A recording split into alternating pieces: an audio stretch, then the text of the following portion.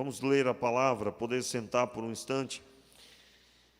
João capítulo 17, a ênfase aí, o versículo 6 em diante, até o verso 12, que diz assim a palavra de Deus. João 17, verso 6 até o verso 12.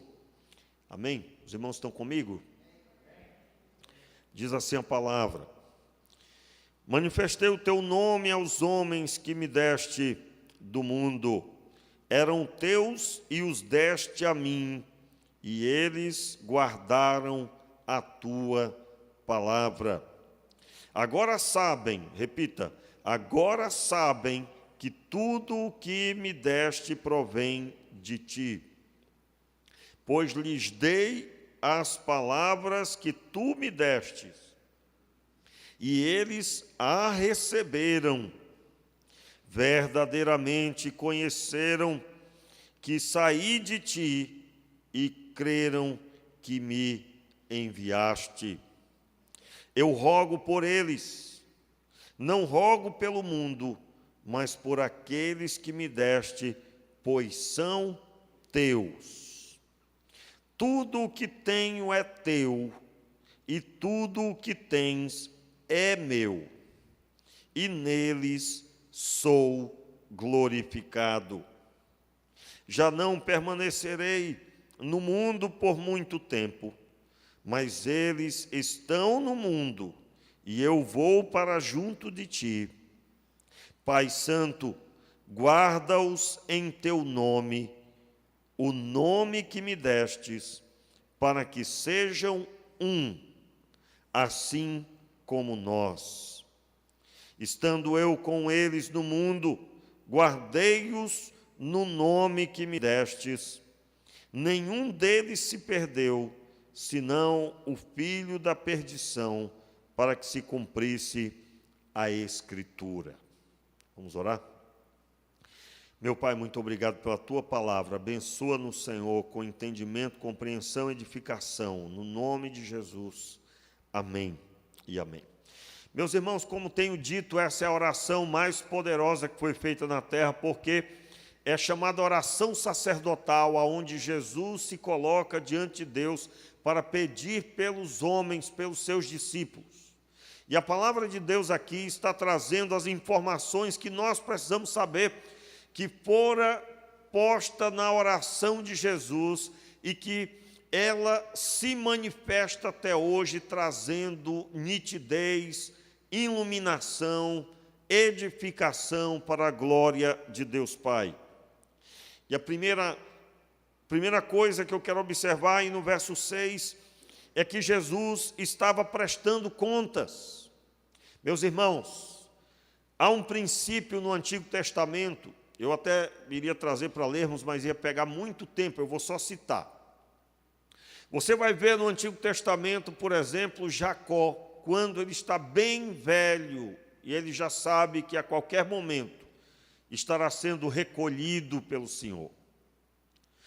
Ele reúne os filhos e dá uma palavra para cada um. Aliás, as palavras de Jacó foram palavras proféticas, palavras de revelação do que seria da vida dos seus filhos, o perfil, a caminhada, a conduta.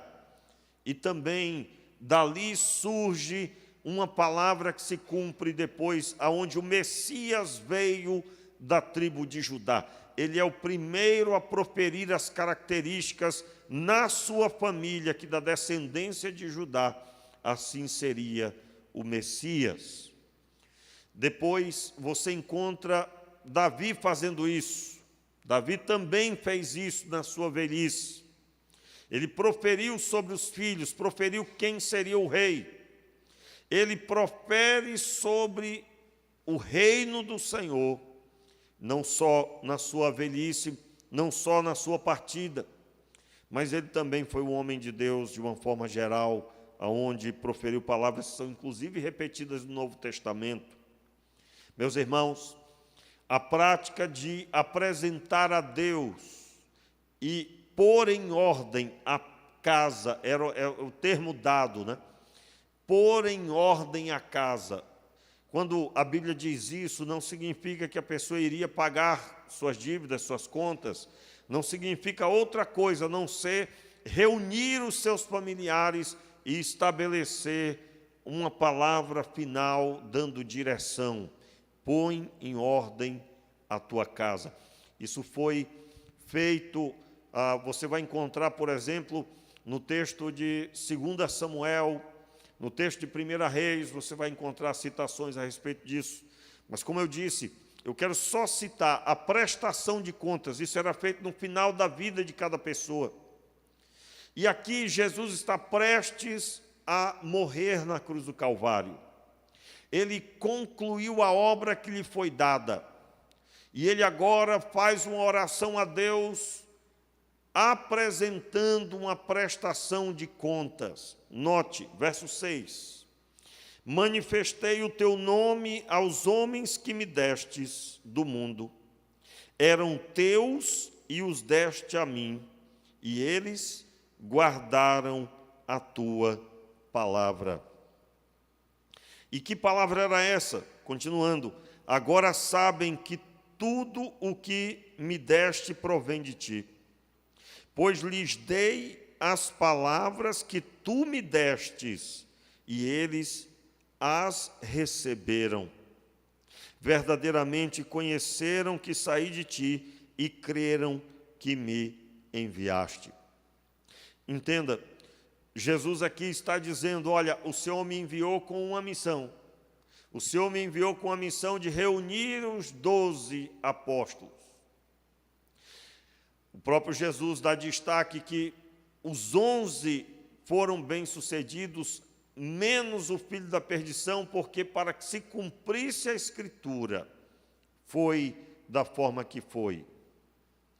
Você sabe que na hora que Jesus é morto, na hora que ele é crucificado por causa dos nossos pecados. E todos os pecados estavam ali manifestos na crucificação, literalmente conduzindo Jesus à cruz.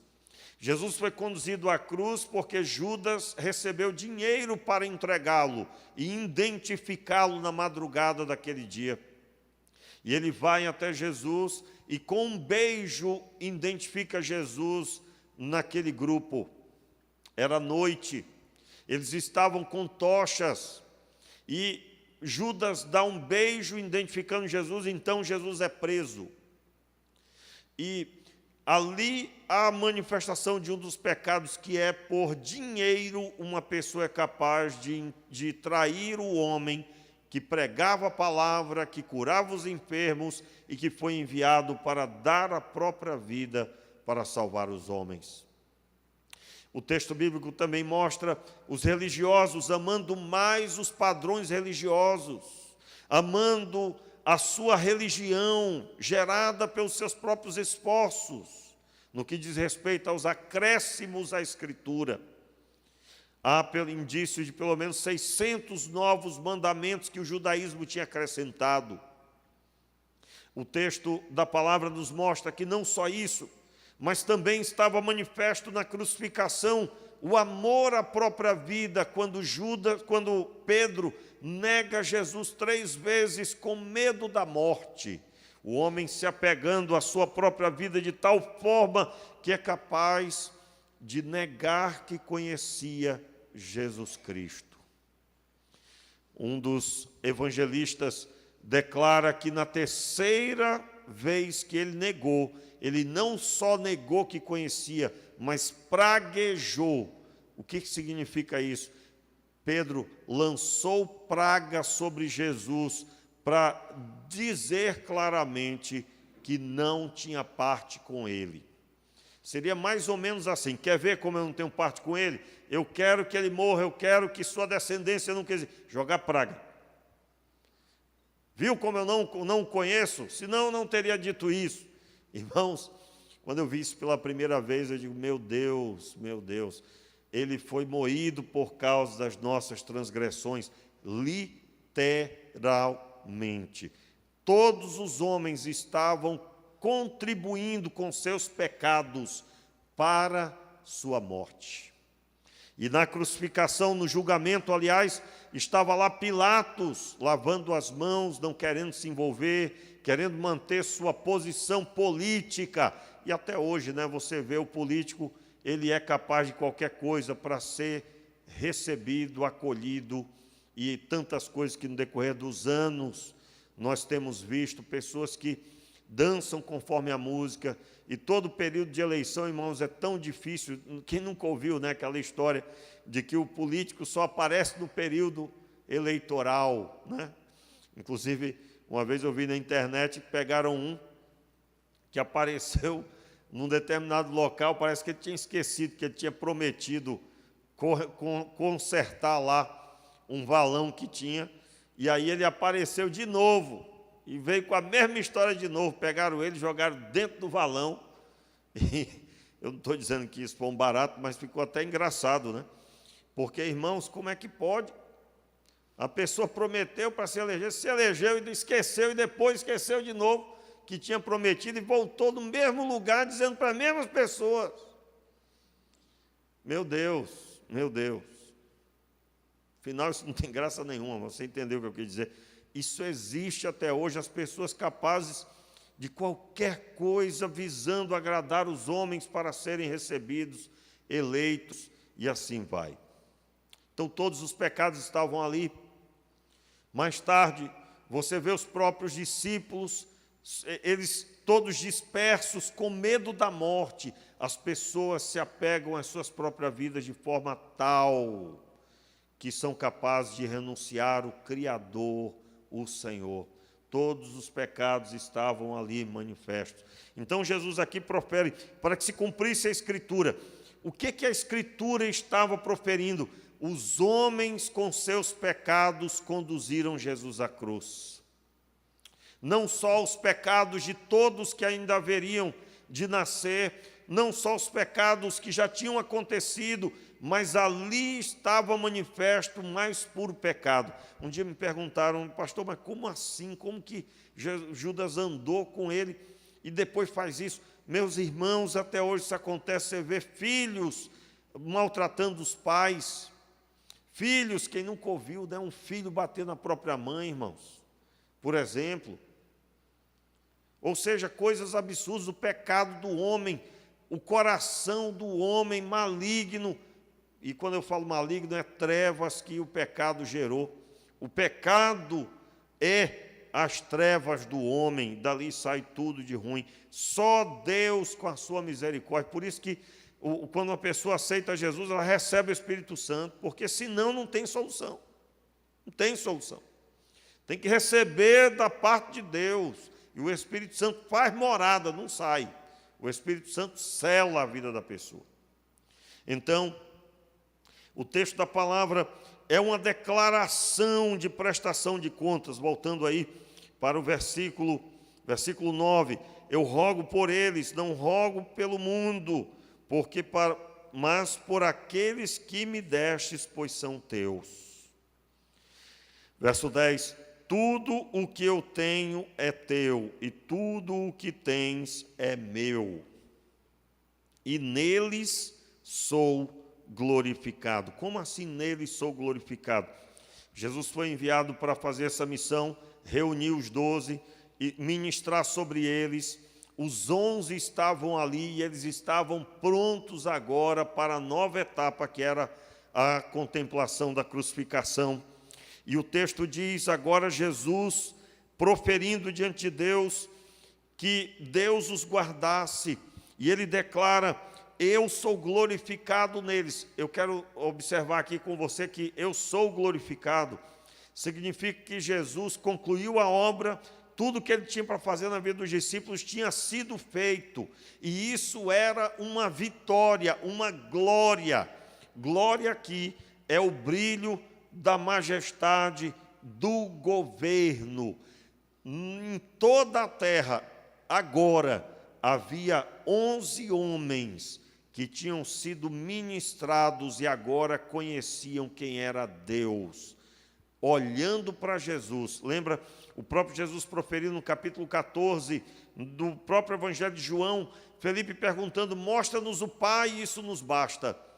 E então Jesus disse, olha, quem vê a mim, vê o Pai. Quem vê a mim, vê o Pai. Jesus é a manifestação expressa do Pai no meio dos homens. E então, meus amados, o texto bíblico prossegue, verso 11: já não permanecerei no mundo por muito tempo, mas eles estão no mundo, e eu vou para junto de ti. Pai Santo, guarda-os em teu nome que me deste, para que sejam um, assim como nós. Entenda aí, como que funciona a unidade de Jesus com Deus? A unidade de Jesus com Deus funciona da seguinte forma: Deus planejou, o Filho cumpriu realizou uma parte, o outro outra, e mutuamente eles se relacionam. Eu vou repetir aqui novamente algumas passagens, mas não há outra explicação, não há inovação, irmãos, são coisas básicas. Deus planejou o plano, porque Deus amou o mundo de tal maneira que deu seu Filho unigênito, ou seja, o plano partiu de Deus. O Filho se entregou no plano. E quando esse Filho veio à terra, cada milagre, cada coisa que Deus fez, Ele fez exaltando que o Filho era o que Ele estava dizendo que era. E o Espírito Santo, pastor, quando você lê Lucas capítulo 4, Jesus diz claramente: o Espírito do Senhor está sobre mim, pelo que me ungiu. Aí tem a lista do que Ele vai fazer.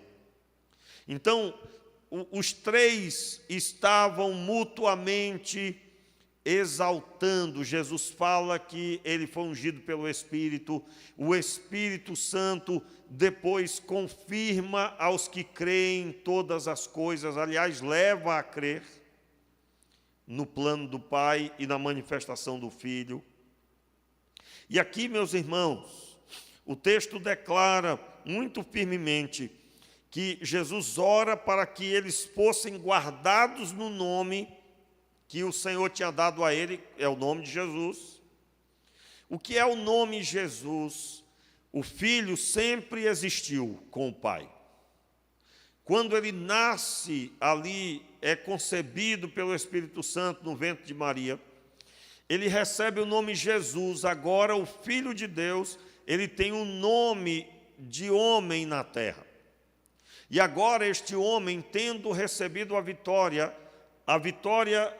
que é permanecer na comunhão com o Pai e repudiar o pecado, nunca jamais pecou. Esse homem agora, o seu nome é exaltado sobre todos os homens, e na autoridade dele todos os homens são acolhidos e recebidos. Quando oramos em nome de Jesus, Deus está respondendo por mérito de Jesus, não por mérito nosso. Então, se você hoje está aqui e Deus respondeu sua oração, é para você ficar humilde, porque Ele manifestou a mais pura prova de que o Filho foi vitorioso, e essa vitória foi concedida a você por graça e misericórdia. Meus amados, a palavra de Deus então declara que Ele diz: olha, que eles sejam um no nome que tu me deste. Quando nós estamos debaixo deste senhorio, o senhorio de Jesus. Pastor, mas eu tenho que estar debaixo do senhorio de Deus ou de Jesus? Os irmãos devem se lembrar quando nós ministramos aqui um tempo sobre a primogenitura, o entendimento de primogenitura. Jesus era o unigênito do Pai. Quando Ele reúne os discípulos, Ele está reunindo aqueles que serão os filhos por adoção. E quando Jesus morre na cruz do Calvário, o plano está concluído, o plano de uma nova vida para os que creem. E uma nova vida como genuínos filhos de Deus, na sombra do unigênito que se tornou primogênito. Essa linguagem você conhece do texto de Romanos, capítulo 8. Abra sua Bíblia aí. Romanos, capítulo 8.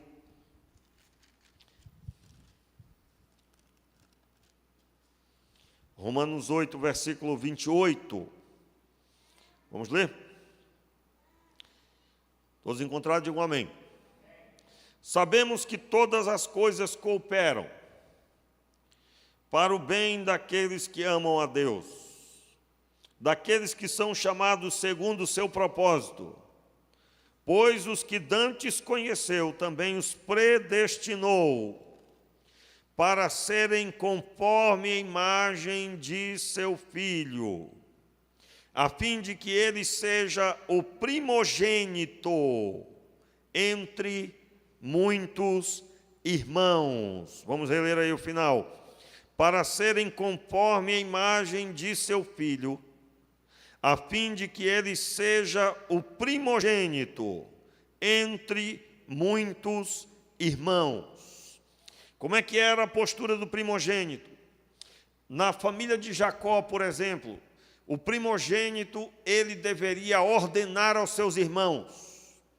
O pai, na sua velhice, muitas vezes nem comparecia mais no campo, vendo os rebanhos. Mas o primogênito era autoridade no campo, junto dos seus filhos, dos seus outros irmãos. E o primogênito era a voz do pai no trabalho, ordenando sobre seus irmãos. Tanto é que na lei é dito que na hora de dividir a herança, a porção dobrada é dada ao primogênito, porque ele durante toda a sua vida terá a responsabilidade de ordenar sobre os filhos, sobre seus irmãos. Isso significava que ele deveria dar ordem. Quando você vê, por exemplo, na família de Jacó, o que aconteceu vendendo ao seu irmão José, o primogênito não poderia ter permitido aquilo acontecer, porque Jacó amava José, portanto, ele, como a extensão do seu pai, junto dos seus irmãos, deveria ter coibido tal divisão. Os irmãos, se forem estudar o texto, vocês vão ficar impressionados com a postura dele. Ele até ordena, mas no final não tem força nada de nada. O primogênito não agiu como primogênito. O primogênito é a extensão do pai no meio dos seus irmãos. E aí, é muito importante isso, irmãos. Quando eu entendo sobre primogenitura, eu entendo como que funciona o plano de Deus. Nós estávamos todos desgarrados, jogados, e Deus enviou o unigênito. O unigênito reúne os que serão filhos. E ele passa a ensinar como é que é o pai. Porque o primogênito sempre trabalhará para que o nome do pai, o nome da família, permaneça sobre a terra. Tanto é, por isso que Deus criou Israel, para poder ensinar tudo isso. Por que Deus coopera com Israel até hoje? Por que Deus fez o que fez no povo de Israel, começando com Abraão? Porque, meus irmãos, Deus fez assim porque Ele estava apontando para a obra do seu Filho, a obra de Jesus. Quando nós vemos que a família de Jacó permaneceu e permanece até hoje, a família de Jacó é quem? Jacó teve seu nome mudado para Israel, e ali se formou uma nação. Deus, quando olha para Israel, Ele está proferindo o nome de um homem. E os seus filhos, os filhos de Israel, quantas vezes você lê no texto, os filhos de Israel, muita gente não entende, né? Por quê? Porque Deus se relaciona com a pessoa. E Ele fez aliança em Abraão e com seus filhos, na pessoa de Abraão, Isaque e Jacó. Quando Deus chega para Moisés e profere a palavra, eu sou o Deus de Abraão, de Isaque e de Jacó. E ele ainda acrescenta, e de seu pai. O nome do pai de Abraão não é citado, mas ele identifica do seu pai. Meus irmãos, Deus estava ensinando, porque depois toda essa caminhada de Deus com uma nação que começou com um homem, serviria de ensino para nós entendermos a pessoa de Jesus. O que acontece com Jesus? Jesus é o unigênito que se tornou primogênito, portanto, ordena sobre os filhos mais novos. Quantos são mais novos aí? Quantos estão debaixo da autoridade de Jesus? Como assim debaixo da autoridade de Jesus? Jesus, no nosso meio, é a palavra do Pai. Muito forte, né?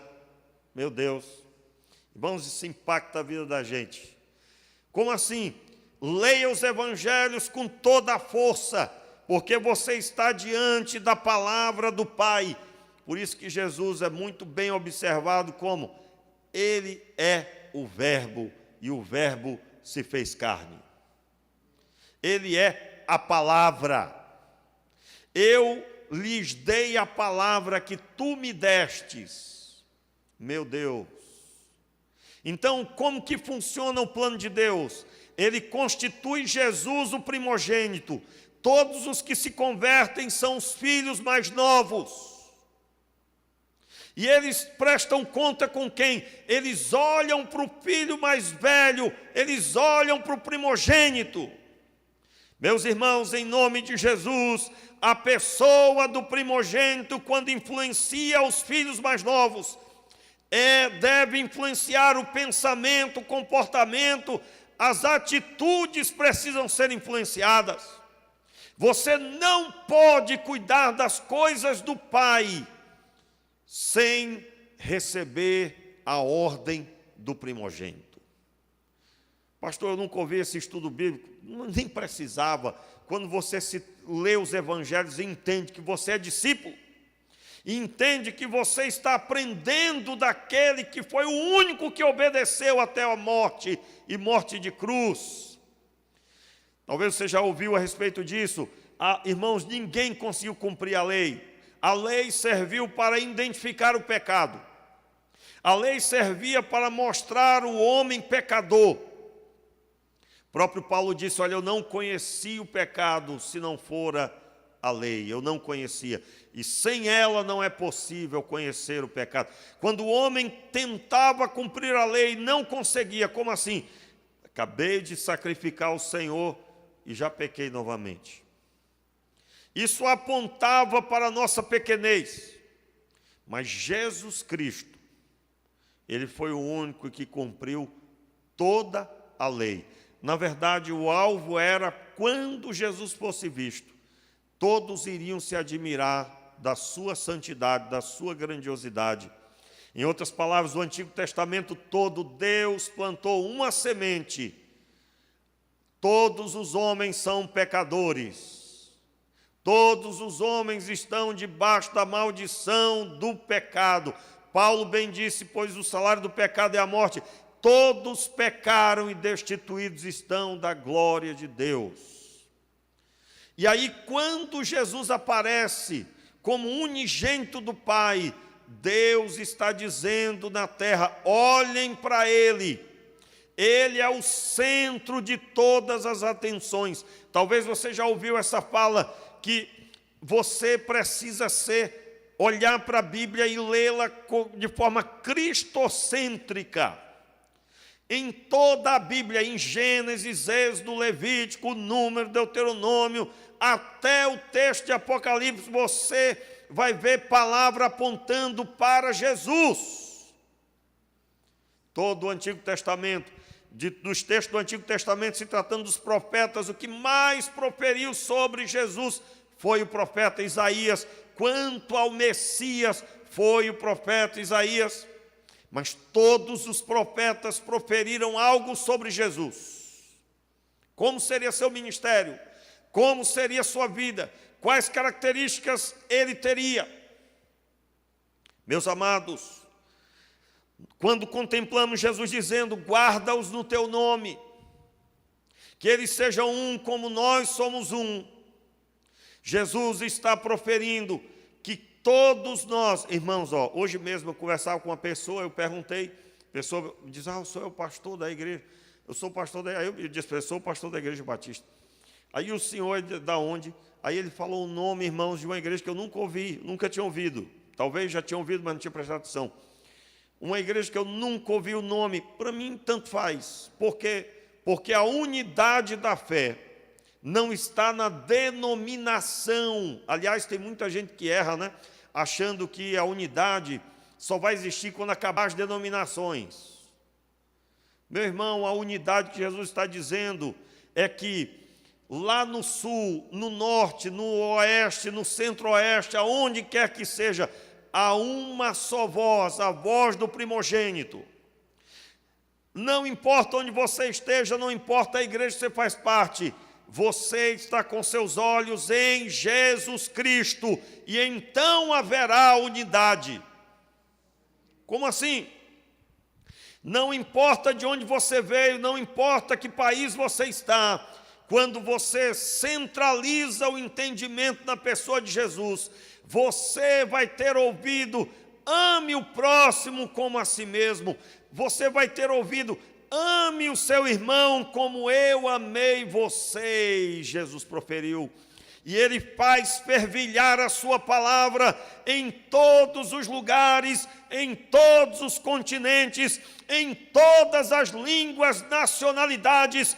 Ele está com seu poder, ecoando a sua palavra e trazendo uma só fé. Portanto, a denominação não importa, mas importa o Cristo que seguimos e que Ele nos traz para o trilho, que é a presença de Deus, que é o Senhor. Portanto, quando nós nos reunimos com outros irmãos, meu irmão, não participe de repúdio denominacional, não participe. É uma perca de tempo, aliás, é uma falta de visão bíblica.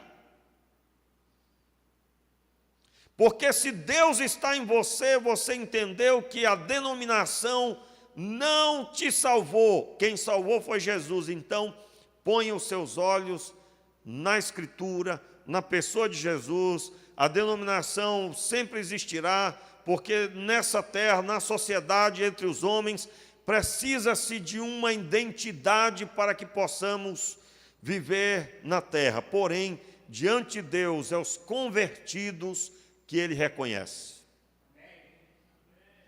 Se você é convertido, você tem paz no seu coração. Então, guarde-os no nome que me deste, para que eles sejam um como eu sou um contigo. E aí, para finalizar, entenda, esse um como eu sou um contigo significa, e agora numa outra visão, o Pai idealizou o plano, o Filho cumpriu o plano, o Espírito Santo faz você crer que tudo isso é verdade. Isso significa que a unidade no meio da igreja significa que Deus chamou uns para apóstolos, outros para profetas, outros para evangelistas, outros para doutores e mestres.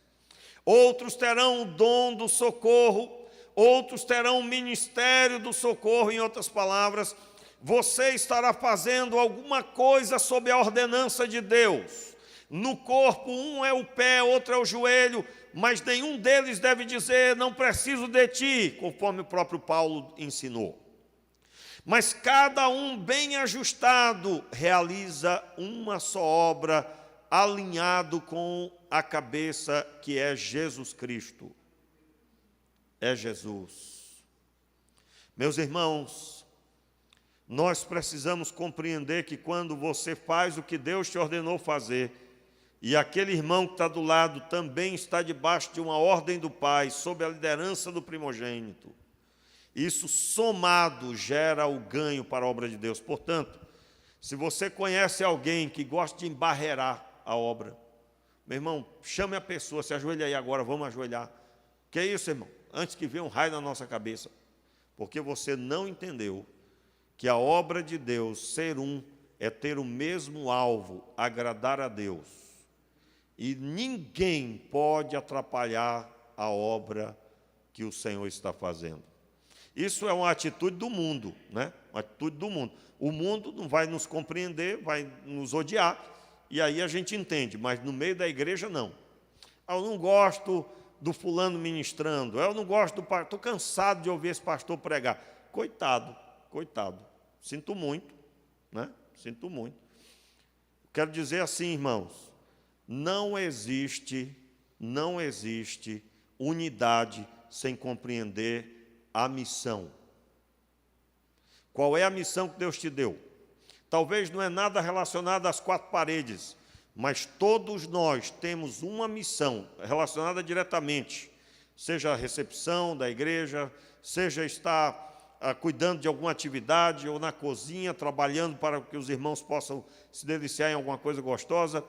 Enfim, talvez não seja nada disso, mas todos receberam a missão. Se você é esposa, ser uma auxiliadora abençoada. Se você é um homem, você ser um governador, que sua esposa tenha alegria quando olha para você. Se você é filho, você honra os seus pais e você tem cumprido à risca essa missão. Meus irmãos, todos nós temos uma missão como corpo de Cristo. E se alguém se levanta contra esta missão, não entendeu. Se alguém se coloca com dificuldade, buscando embarrear, falar mal, trazer fofoca, e como é bom estar falando isso, né? Porque o ruim é que às vezes os pastores vão resolver o problema com a ferida aberta, né? Ou seja, eu não estou aqui proferindo nada porque está acontecendo alguma coisa, se está, eu não estou sabendo, né? Que Deus tome de conta.